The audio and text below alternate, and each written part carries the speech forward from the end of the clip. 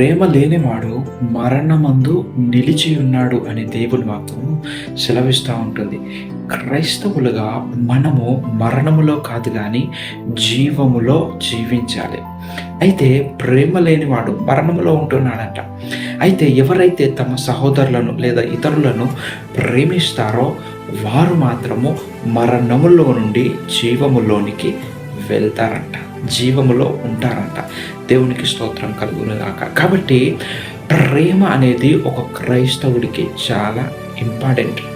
ప్రేమ కలిగి జీవించాలి. అయితే బైబిల్లో మరి ఒక చోట రాయబడి ఉంటుంది, మన ప్రేమ మాటతో నాలుకతో కాక క్రియతో సత్యముతో ఉండాలంట. ఈ రోజుల్లో చూసినట్టయితే చాలామంది, బ్రదర్ నేను ఆ వ్యక్తిని ప్రేమిస్తాను, అతని కొరకు ప్రార్థన చేస్తాను, కానీ అతనితో మాట్లాడను, అతనితో సహవాసము చేయను. చాలామంది ఇటువంటి డైలాగ్స్ చెప్తూ ఉంటారు.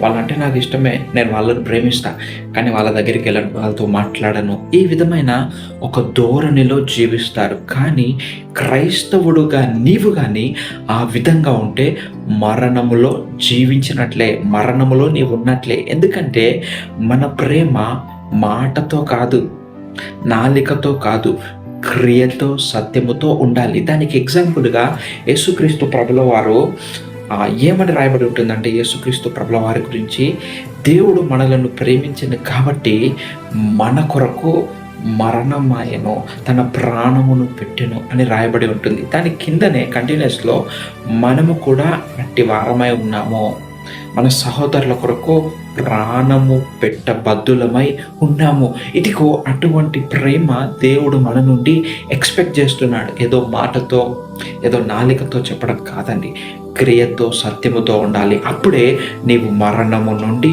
జీవములోనికి వచ్చే వ్యక్తి.